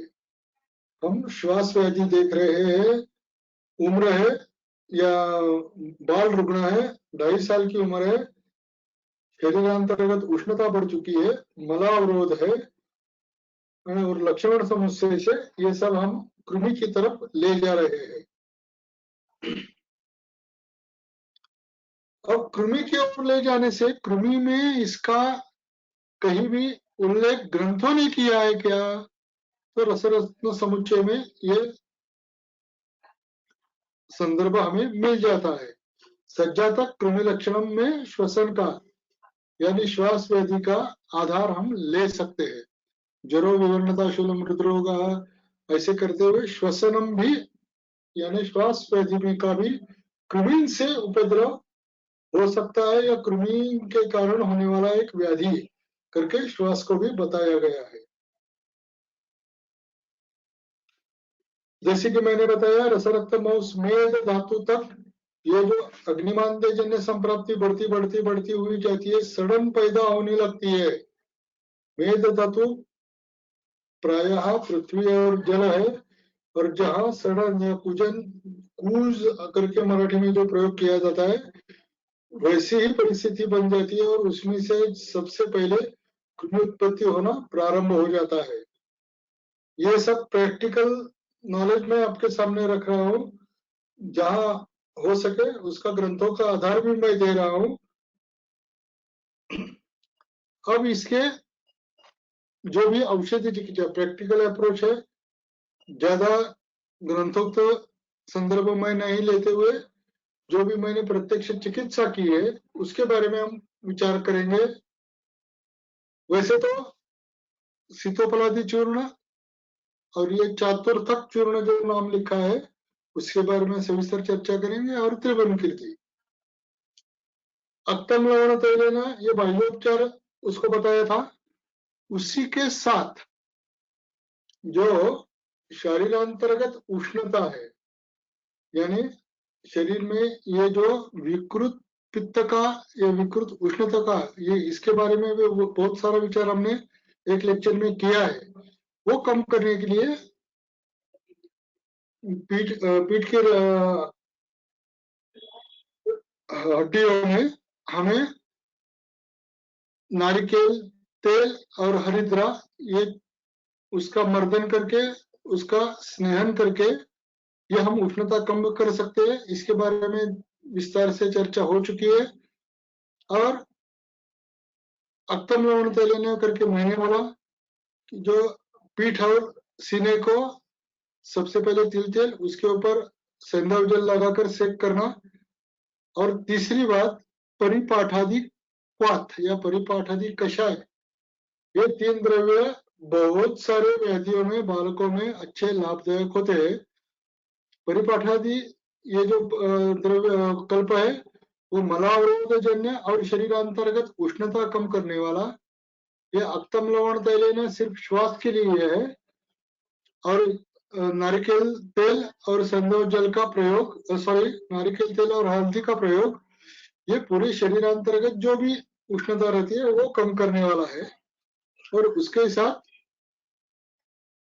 पेट में लेने के लिए सीतोपलादी चूर्ण, ज्यादातर मैं कास के लिए श्वास के लिए ज्येष्ठमत चूर्ण का प्रयोग करता हूँ, लेकिन अभी जो संप्राप्ति हम देख रहे हैं उसमें ये चातुर्थक चूर्ण और त्रिभुवन कीर्ति ऐसे द्रव्य हम प्रयोग में लाते हैं। अनुपान गुड़ देते हैं। ज्यादातर प्रथा ऐसी है जो भी कृमिग्न द्रव्य है वो गुड़ के साथ या चीनी के साथ देना लाभदायक सिद्ध होता है। उसी के चलते गुड़ के साथ ये दवा ये चूर्ण दिया है। सीतोपलादी के बारे में पहले उसका नाम लिया है तो उसके बारे में पहले विचार करेंगे। श्वास कास क्षय हर हस्तपादांगदाहजित, यानी कि अभी जो रुग्ण हम विचार कर रहे हैं उसके सभी लक्षणों को लक्षणों के ऊपर प्रयुक्त होने वाली ये दवा है। वैसे भी बाल वय है, तो बाल वय में सीतोपलादी चूर्ण जितना हो सके उतना ज्यादा प्रयुक्त करने का वृद्ध वैद्यों का सलाह है उसकी उनकी, उसी के साथ भी हम यूज कर सकते हैं, या ग्रंथों ने भी जो उसका वर्णन किया है उसी के चलते भी हम इसका प्रयोग कर सकते हैं। ये 500 मिलीग्राम तक 4 बार ये बड़ों के लिए है, बच्चों के लिए 250 ग्राम तक 250 मिलीग्राम तक दिन में 4 बार यह अनुपान। ये पिछले एक लेक्चर में जो भी स्लाइड्स उपलब्ध थी वो यहाँ पर आपके सामने मैंने फिर एक बार रखी है, लेकिन इतना डोज बच्चों में देने की जरूरत नहीं पड़ती। अभी ये चातुर्थक चूर्ण, ये मेदोपाचक चूर्ण है, किरात तिक्ता, अमृता है, चंदनम और विश्ववेशरम, इन चारों द्रव्यों का समभाग चूर्ण, उसी को इन चारों द्रव्यों के क्वाथ से भावित करके रखना है। जैसे भी हम इसका प्रयोग कर सकते हैं, तो जितनी जरूरी है उतना ही उसका चूर्ण करके रखकर हम इसका प्रयोग कर सकते हैं। और तीसरा जो द्रव्य है वो त्रिभुवन कीर्ति, मूलम च विषम विषम, ये सब आपको मालूम है। इसका प्रयोग या संयोग करना कैसा है इसके बारे में भी बहुत सारे विचार मैंने आपके सामने रखे हैं। 7 द्रव्य एक साथ मिला लिए तो त्रिभुवन कीर्ति नहीं बनती, इसके लिए बचनाक, उसमें टंकन, इसका अच्छी तरह से मर्दन, उसके बाद मिली, बाद में शोंठ और पिपली पीपल मूल, इन सब का खरल अच्छी तरह से होने से बाद ये उसमें हिंगुल या रस सिंदूर, ज्यादातर हम रस सिंदूर से या ताम्र सिंदूर से त्रिभुवन कीर्ति बनाते हैं। अब ये श्वास वैधि के बारे में बड़े लोगों में ये क्षारधर्मी है, अम्लधर्मी है, बच्चों में भी इसका विचार हमें करना ही चाहिए। सिर्फ उल्लेख करता हूं अभी इसका, जरूरत पड़ने पर त्रिभुवन कीर्ति, लक्ष्मी नारायण, यदि अम्लधर्मी हो तो कासर चूर्ण, क्षारधर्मी हो तो प्रवाह भस्म आदि द्रव्यों का व्याधि प्रत्यनिक करके हम प्रयोग कर सकते हैं। थोड़ा सा इसके बारे में चर्चा करेंगे और आगे चलेंगे। ये सीतोपलादी, चातुर्थक और त्रिभुवन कीर्ति, ये जो कल्प मैंने प्रयोग में लिए, इसी के चलते कम पहले हफ्ते में 2 हफ्ते में कुछ भी लाभ नहीं दिखाई दिया, लेकिन जैसे तीसरे हफ्ते चौथे हफ्ते में रुग्ण वही दवा लेता रहा तो धीरे धीरे कफ निर्मित प्रक्रिया में ही छेद होने लगा। परहेज में बाहर का सभी खाना मैंने बंद किया था, जो भी खाना है वो घर में बना कर खाना, ऐसी बात उनको पता ही थी। पहले 1 हफ्ता 2 हफ्ता बहुत दिक्कत हो गई, आदत बहुत बाहर के खाने की आदत ही ज्यादा थी, लेकिन सभी लोगों को धीरे धीरे समझा बुझा कर बाहर का खाना जब भी पूरी तरह से बंद होने लगा तभी दवाइयां अच्छी तरह से लाभदायक सिद्ध होने लगी। उसका प्रतिशय, कास, श्वास आदि लक्षण धीरे धीरे कम होने लगे। उनके जो कंसल्टेंट थे, जिनके पीडियाट्रिशियन, उन्होंने उनका ये जो स्टेरॉइड डिपेंडेंट उसको बनाया था या वो बन गया था या दुर्भाग्यवश उन्होंने उसको दिया होगा, वो भी उन्होंने ही कम कर दिया। मैंने उनको सलाह नहीं दी स्टेरॉइड्स कम करने के लिए, लेकिन फिर भी वो सस्टेन, वो ठीक तरह से रहने लगा, उसको श्वास वेग नहीं आने लगे। ऐसे करके कम से कम 3, 4, 6 महीने तक यही दवाई देता रहा, तो आज उसको, अभी ये कोरोना में तो भी कुछ नहीं हुआ, कोरोना के बाद अभी हमारे यहाँ बहुत सारी सर्दी, अभी टेम्परेचर वाले बहुत सारे पेशेंट है, लेकिन वो लड़का, उसकी इम्यूनिटी भी बढ़ चुकी है, वो बीमार ही नहीं पड़ रहा, उसके सब बाकी घर वाले सब बीमार होकर गए। ये बात हमें कृमि की चिकित्सा करने से लाभदायक सिद्ध हो गई है, ऐसा मेरा कहना है।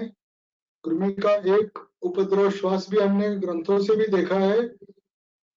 कृमि चिकित्सा यानी कि वाग्भटाचार्य ने कुष्ठ, श्वित्र कृमि, ऐसा एक अध्याय हमारे सामने निदान स्थान में दिया है, यानी कि कृमि का उपद्रव शरीर में कुष्ठ, श्वित्र कुष्ठ निर्माण करने के लिए जो भी घटना शरीर में घटती है, यहाँ तक दीर्घ शरीर पर असर करने वाला, परिणाम करने वाला ये कृमि विषय हो सकता है। श्वास तो उसमें से का सबसे पहला ऐसे में मानूंगा, लेकिन जैसे ही कृमि चिकित्सा हो गई तो धीरे धीरे श्वास शरीर में मेद धातु में निर्माण हो गया, दोष सभी निकल गए और वो पूरी तरह से अच्छी तरह से ठीक भी हो गया। विशेष कोई भी अपुनर्व चिकित्सा करनी ही नहीं पड़ी, यही दवाइयां दीर्घकाल लेनी पड़ी बस, और गुरु के साथ लेनी थी। वो लड़का भी अच्छी तरह से लेता रहा, 3 साल से आज तक 5-6 साल का हो गया है अभी, लेकिन फिर कभी श्वास का कोई भी लक्षण भी उसके शरीर में आता ही नहीं है। इतनी अच्छी तरह से आप चिकित्सा इसकी कर सकते हैं। अब औषधि निर्माण, यह हमारा आज के लेक्चर का आखिरी पड़ाव होगा। जैसे कि हमने बहुत सारे औषधियों के निर्माण के बारे में भी विचार किया है, लेकिन श्वास व्याधि में ये अभी जो केस प्रेजेंट किए उसमें मैंने श्वास कुठार का उल्लेख या प्रयोग नहीं किया है, लेकिन श्वास व्याधि में एक श्वास कुठार एक अच्छी दवा है। इसका निर्माण विधि अब हम देखेंगे। यह एक उत्तम खलवीय रसायन है। ये सिर्फ एक खलव यंत्र का फोटो और अच्छा फोटो हो, इसलिए मैंने ये लिया है। इसमें अभी हिंगुल शोधन चल रहा है, लेकिन इतना बड़ा सा खलव यंत्र होना चाहिए। जितना हम क्वांटिटी लेने चाहते हैं श्वास कुठार बनाने के लिए, उसको अच्छी तरह से भावित करते वक्त इतना वो बड़ा होना चाहिए, और भावना देते वक्त उसमें खलव यंत्र से बाहर न निकले इतना बड़ा खलव, और ये ऐसा यंत्र होना जरूरी रहता है। जो भी ग्रंथों ने दिए है वही सब घटक द्रव्य मैंने आपके सामने रखे हैं। पारा है, गंधक है, भजना है, तेला डाकणखार है, मनस्शिला है, ये सब समभाग लेना, उसमें एक एक मरीच एक एक डालकर महीन पीसना है। और इसके बाद जो ये त्रिकटु वाला भाग आता है, उसमें थोड़ी सी कंफ्यूजन कुछ ग्रंथों ने भी की है, हमारे मन में भी रहती है, लेकिन हम तो एक भाग, यदि मरीज ऊपर बहुत अच्छा बहुत बड़ा मात्रा में डाला है, फिर भी त्रिकटु लेते वक्त हम एक भाग पूरा तीनों भी द्रव्य लेते हैं। अच्छी तरह से मर्दन है उसका। ग्रंथों ने नागवेल पत्र स्वरस में मिलाकर देने को कल्प बताया है, लेकिन हम ऐसा करते हैं, उपरोक्त जो चूर्ण बन जाता है, यहाँ पारागंधक ये जो द्रव्य है इसके जगह पर हम रस सिंदूर, ताम्र सिंदूर ये भी प्रयोग कर सकते हैं। ये एक बहुत लाभदायक, या ग्रंथों से थोड़ा सा आगे चलकर दातार शास्त्री ने इसका हमें दिशा दर्शन किया है, उसी के चलते हम ये थोड़ा सा इसमें बदल भी कर लेते हैं। उपरोक्त चूर्ण 3 बार नागवेल पत्र स्वरस से भावित करके रखते हैं, और यह कल्प शहद के साथ देते हैं। थोड़ी सी यहाँ भी हर समय हर वक्त नागवेल पत्र का स्वरस मिलना ये कठिन बात रहती है। इसके लिए नागवेल पत्र स्वरस से 3 बार भावित करके स्वरस मिल गया तो ज्यादा असरदार होगा, लेकिन हर समय स्वरस नहीं मिलेगा, इसलिए स्वरस की इतनी मात्रा बढ़ाई है हमने, 3 बार नागवेल पत्र स्वरस से भावित करके रखते हैं, यानी कि उसका पोटेंशियल रत्ती भर भी कम नहीं होता। 3 बार भावित करने से थोड़ा ज्यादा ही बढ़ जाता है, ऐसे दिखाई देता है। और यह कल्प शहद के साथ देते हैं। अनुपान भी यहाँ थोड़ा सा बदल दिया। ग्रंथों में जो व्याधि अधिकार दिया है वो आपके सामने रखा है।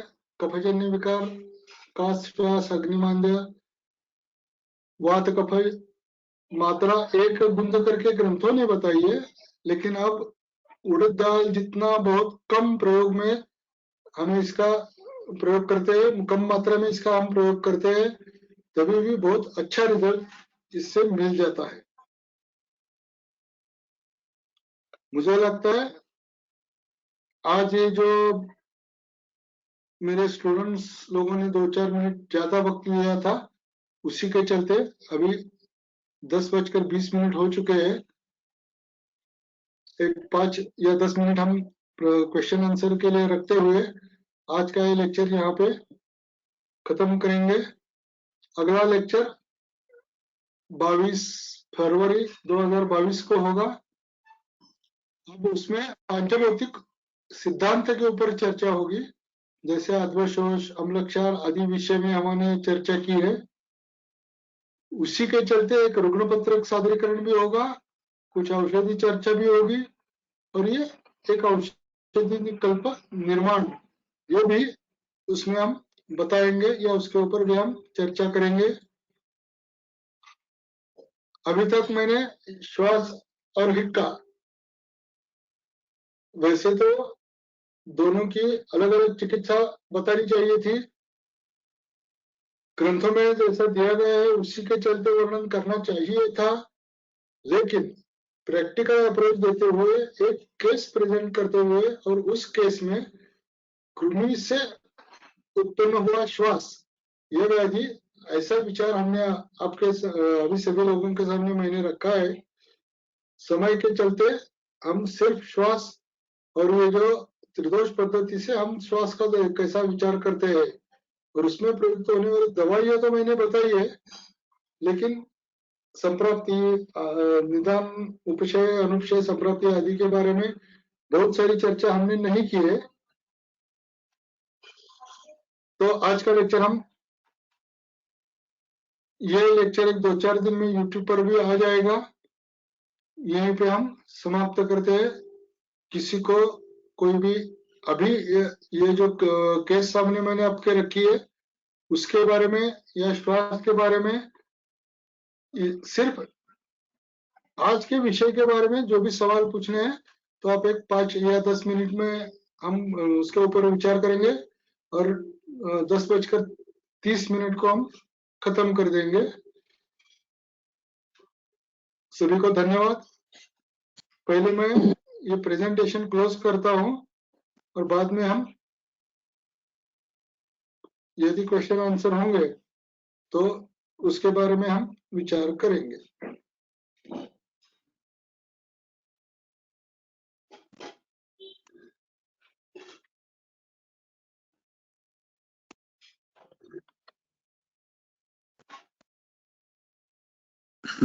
सर पूजा भाव सर इन्होंने एक क्वेश्चन पूछा है। एक मिनट।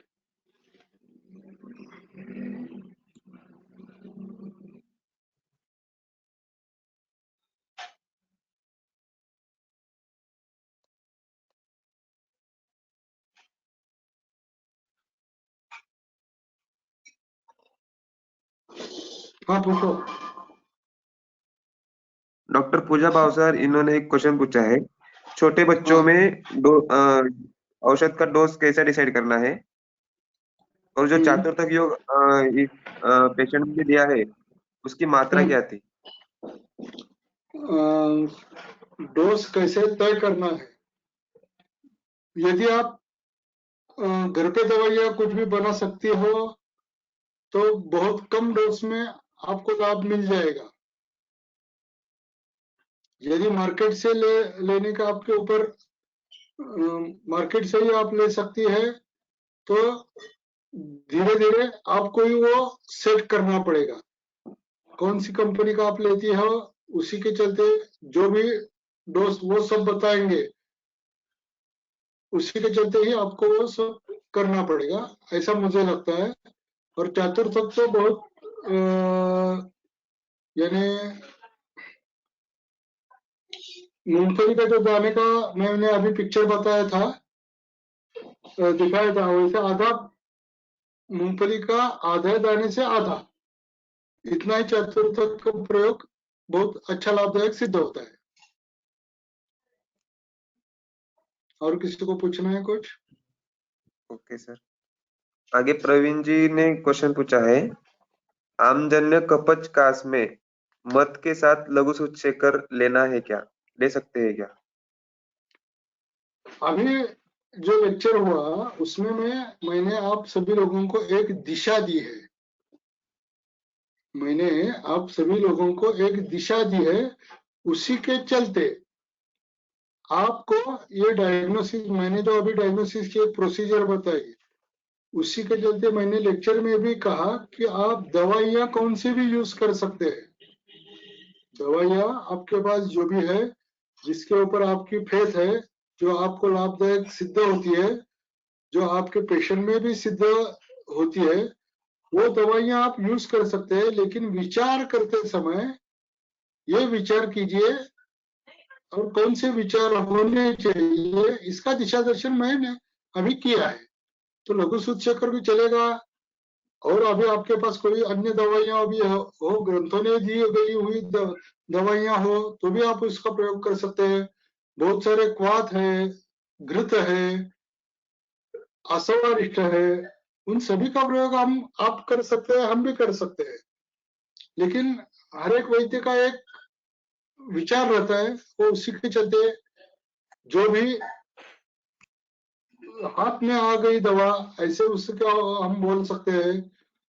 ऐसे जिसके पास जो भी जैसा भी अनुभव है, वो दवाइयां यूज कर सकता है। और कुछ? छोटे बच्चों में अग्नि बढ़ाने के लिए ड्रग ऑफ चॉइस, कारण शोधना पड़ेगा, अग्नि को कम हो गया है। अभी आपने जो प्रश्न पूछा है, मैं आपका क्वेश्चन गलत है ऐसी बात नहीं कर रहा हूं, लेकिन हमें शरीर में या रुग्ण में दिखने वाला हर एक लक्षण का कारण ही निकाल देना है। जैसे मैंने अभी बातें करते हुए मैंने उस बच्चों का बाहर का खाना पूरा बंद कर दिया, ये बात बताई, जिसी के चलते हमने निदान कृमि तक ले गए थे हम उसका निदान, तो उसका कारण ही हमने बंद कर दिया, तो अग्निमांद्य भी कम होने लगेगा। लेकिन आपको यदि हो गया हुआ अग्निमांद्य ही कम करना है, ऐसी बात आप सोचेंगे, तो उसका कारण शरीर में वैसा ही रह गया, तो आपकी दवा भी काम नहीं कर पाएगी। जब तक वो आप दवा देते रहेंगे तब उसका अग्निमांद्य कम रहेगा, दवा बंद कर दी तो फिर अग्निमांद्य शुरू हो जाएगा, ऐसा मुझे लगता है।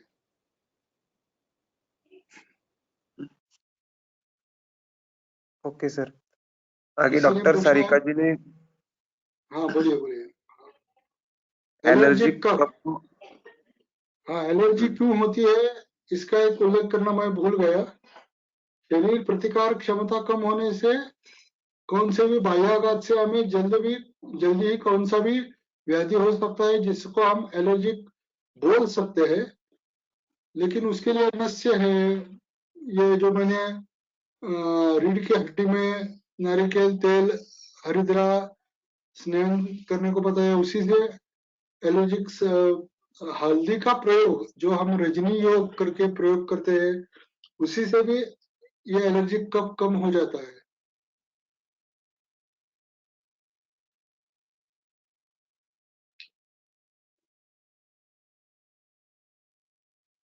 क्षारधर्मी पेशेंट में चेस्ट कंजेशन विच ड्रग,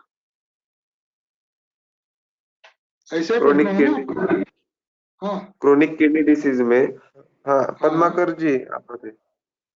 हाँ, ड्रग ऑफ चॉइस यूज करना सिर्फ मुझे पूछना चाहते हैं या इसका विचार कैसा करना है ये पूछना चाहते हैं? ड्रग तो आपको बहुत सारे मिल जाएंगे, लेकिन ये कंजेशन किस कारण हो रहा है, वो उसको कारण को निकालना है या नहीं निकालना, या सिर्फ पुष्कर मूल यूज कर दीजिए बस सब ठीक हो जाएगा। उम्र के हिसाब से पुष्कर मूल, श्वास कुठार, समीर पन्नग, बहुत सारे कल्प है, लेकिन जब तक आप वो कंजेशन यानी अग्निमांद्य जन्य संप्राप्ति का कोई भी उपाय नहीं करेंगे तब तक ये ठीक नहीं हो पाएगा। वैसे तो हम देवदार आदि लेप करके मैंने एक बनाया है, उसमें देवदार है, काला बोल है, शुद्ध गुग्गुल है, वंशलोचन है, उड़द दाल का पीठ और हरिद्रा, ये 6 द्रव्य है। इसका लेप करने से वो कंजेशन कम हो जाएगा। लेकिन कितने दिन तक ये कंजेशन कम करते रहेंगे? बाह्योपचार से या औषधियों से। हमें तो वो कंजेशन होना ही नहीं चाहिए, यहाँ तक विचार करना चाहिए।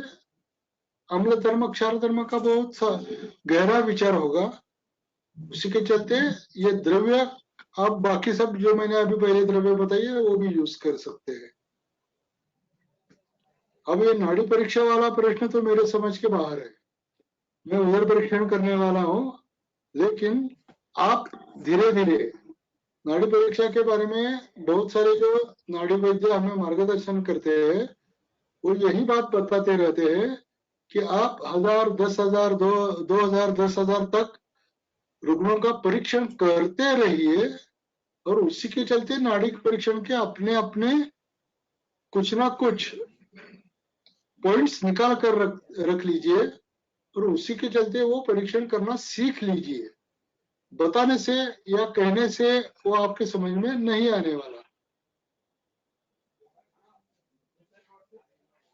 रात को सोते समय दुग्धपान, ये उम्र के हिसाब से हेतु हो या ना हो, ये उम्र के हिसाब से हम इसका उत्तर दे सकते हैं।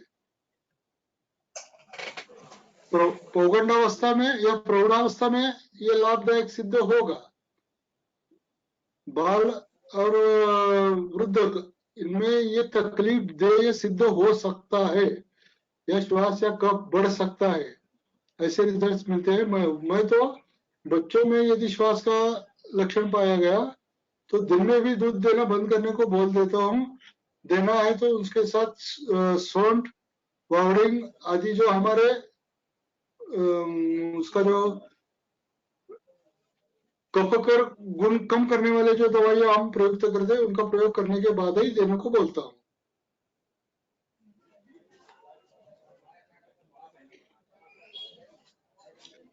If patient is poor,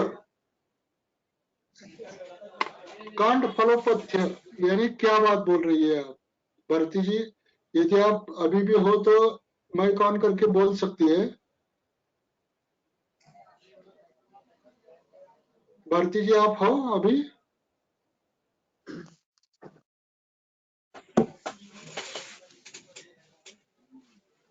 हाँ सर, नमस्ते। हाँ नमस्कार। ऐसा कौन सा परहेज है जो हाँ सर, नहीं सर, एक ना ऐसे चाय बांटने वाला लड़का है और उसको सुबह 6 बजे उठ के चाय बांटना है, इस टाइप से। और ठंडी के दिनों में भी ऐसे ठंड पानी से स्नान करना है। लेकिन वो 3-4-5 बार मेरे क्लिनिक में आया, वो अस्थमा का एक्यूट अटैक लेके। तो उसको तो मैंने सिम्टोमेटिक ट्रीटमेंट तो दे दी, लेकिन वो बार बार आ भी रहा है और वो ये तो भी नहीं टाल सकता है, क्योंकि परिस्थितिवश तो उसको सब करना ही है। तो उसको तो मैंने काफी पर्याय भी दिए कि सुबह स्नान मत करती, फिर तो दोपहर में स्नान कर, या गर्म पानी पीना है, ये सब। और अकेला ही रहता है तो खाने पीने का भी सब, मतलब ऐसे ये शहर में तो बहुत प्रॉब्लम। तो ऐसे लोगों में हम आयुर्वेदिक चिकित्सा का कैसे विचार करें? नहीं, विचार तो हम करेंगे। हाँ, दवाइयां भी दे सकते हैं, लेकिन जैसे आप चर्चा कर रही है उसी के चलते हेतु का परिमार्जन ही नहीं होगा यहाँ पे। नहीं होता हेतु हाँ होता ही नहीं है ना। तो उसको लाभ देना या गरीब पेशेंट में सिर्फ आयुर्वेदिक दवाई दे ही नहीं सकते, फिर हम कैसे क्या करें? ऐसा कौन बोल रहा है? मेरे पास आप अब कभी भी ये देखो, ओपीडी को सुबह उठता है तो चाय बिस्किट ही खाना है। अभी इसको कितनी बार भी मैंने कहा कि ऐसे नहीं हो सकता है, और नहीं दोपहर में चाहे 1-2 बिस्कुट बजे खाना तक। है, एक मिनट, बिस्कुट 5 रुपए का तो कम से कम होगा, 10 रुपए का तो बिस्कुट का पूरा होगा या नहीं होगा? तो हाँ, सवाल होता है सिर्फ ना? पैसों का भी नहीं रहता है, नहीं नहीं टाइम नहीं का भी नहीं रहता है, नहीं, उनके पास हाँ साधन भी नहीं रहते नहीं वही बनाने बात के मैं लिए, बता खाना रहा हूँ। बनाने के लिए भी। नहीं ऐसे कैसे हो सकता है? मैं वही बात बता रहा हूँ। आपको ऐसा कोई उसको उपाय सुझाव देना चाहिए जिसके चलते वो पास वाले कोई भी मेस हो या कोई रेस्टोरेंट हो जहाँ गेहूं की चपाती मिल सकती है, ऐसा कुछ ना कुछ तो उसको बताना चाहिए, वो जो उसको अफोर्डेबल भी हो। कुछ ना कुछ तो बदल हमें करने की विचार तो करनी पड़ेगी। ये विचार ही हम नहीं करेंगे, ऐसा है तो ऐसा ही रहेगा, ऐसा करके उसका निदान परिमार्जन नहीं होगा। मेरे पास आप कभी भी ओपीडी को आ सकते हैं, दे सकते हैं, देख सकते हैं। बहुत सारा फार्मर क्लास मेरे पास आता है और जिनको खाने के लिए परहेज में कोई बता भी नहीं सकता, वो मेरे पैसे भी देते हैं, कभी नहीं देते, ऐसी बहुत सारा क्लास मेरे पास आता है, लेकिन उनको मैं चिकित्सा ही नहीं करता, ऐसी बात होती ही नहीं है। ये जो रोटी टुकड़ा जो भी मिलते हैं वही खाते हैं, उनके लिए थोड़ी सी दवाइयाँ चेंज करनी पड़ेगी, इतना ही फर्क रहेगा उसमें, और धीरे धीरे उनकी आदतें हमें बदलनी ही पड़ेगी, तभी जाकर वो ठीक हो गए, ऐसा मुझे तो लगता है। पथ्य सती गदार्थस्य किमौषध निषेवणी पथ्य असति गदार्थस्य, यही बात बताई गई है ना। ठीक है, मुझे लगता है बहुत सारा समय भी हो चुका है। Current due to eosinophilia recurrent cough Okay. रहता है सर, उसमें कैसे मैंने विचार कर सकते हैं? एक सेकंड, आपने टाइप किया है क्या? चैट बॉक्स में डाला है क्या आपने? हाँ सर, डाला है। क्या नाम है आपका? Doctor Anil Tiwari sir. अनिल तिवारी, एक सेकंड ना देखता हूँ, यानी उस क्वेश्चन सामने आ जाएगा इसीलिए, सिर्फ बाकी कुछ नहीं। भारतीय सर के उस पे मैं डाला हूँ सर, विलोप भारतीय सर के चैट में डाला हूँ सर। इंक्रीज्ड यूजोनोफिलिया रिकरेंट कफ सर, उसका कैसे विचार करेंगे? हाँ नहीं ठीक है, प्रश्न तो मेरे समझ में आ गया, लेकिन ये जो यूसिनोफिलिया है, इसके बारे में अपने आयुर्वेदिक विचार क्या किया है? सर आयुर्वेदिक विचार सर, नहीं एक मिनट, मैं आपको क्रॉस नहीं कर रहा हूँ, मुझे जो बात करनी है आप सुन लीजिए। हमें एलोपैथिक डायग्नोसिस के हिसाब से आयुर्वेदिक विचार, ये बात कभी भी हम ठीक तरह से नहीं कर पाएंगे। बिल्कुल सर। हाँ, तो हमने ये जो डायग्नोसिस एलोपैथिक हमारे सामने आ गया है, वो तो रिपोर्ट के हिसाब से ही हम देख रहे हैं, इसमें कोई गलत बात तो है नहीं। ये अभी ऐसा है, अभी ये होगा, लेकिन उस रुग्ण का हमने हमारे परीक्षा के हिसाब से कौन सा परीक्षण किया है, उसमें अग्नि का क्या अभी उसका परिस्थिति हमारे सामने आ रही है, सिर्फ स्थान संशय, व्यक्ति भेद, यहाँ तक वो रुग्ण कैसे पहुंच गया है, रिकरेंस क्यों हो रहा है। वैसे क्या होता है, बहुत सारे रुग्ण हमें बोलते हैं मेरा एचबी बहुत सारा कम रहता है, मुझे और ये तकलीफ है, ऐसे डॉक्टर ने बताया है, ठीक है, लेकिन एचबी कम क्यों होता है? एचबी कम क्यों होता है ये हमें देखना है, यूसिनोफिलिया क्यों हो रहा है ये हमें देखना है। बिल्कुल सर।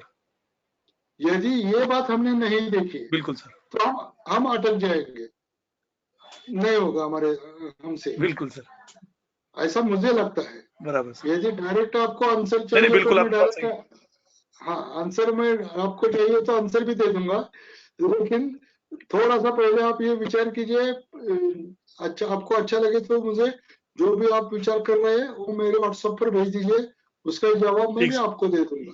ठीक है? बिल्कुल सर, ठीक है सर, ओके ओके ओके धन्यवाद सर। ओके। मुझे लगता है हमें योगेश, यस सर। हाँ कंक्लूड।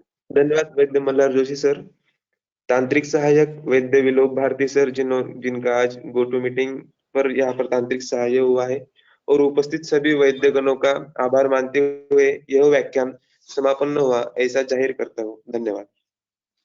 धन्यवाद। धन्यवाद।